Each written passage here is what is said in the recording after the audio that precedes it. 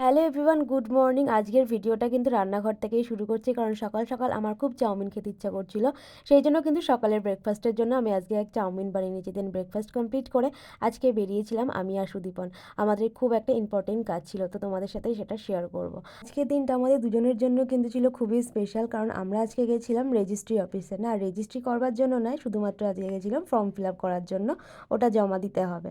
তো অনেক দিন ধরেই ভাবছিলাম যাবো যাবো, কিন্তু কোনো কারণবশত যাওয়া হচ্ছিল না। ফাইনালি কিন্তু আজকে আমাদের কাজটা কমপ্লিট হলো, মানে শুধুমাত্র ফর্ম জমা দেওয়াটা, এখনও রেজিস্ট্রি তো বাকি আছেই।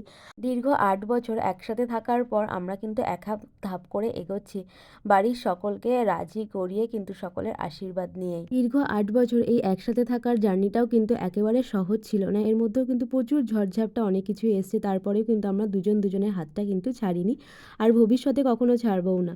তো আজকের মতো ভিডিওটা এই অবধি। তোমাদের কেমন লাগলো অবশ্যই জানিও। আজকের মতো টাটা, থ্যাংকস ফর ওয়াচিং।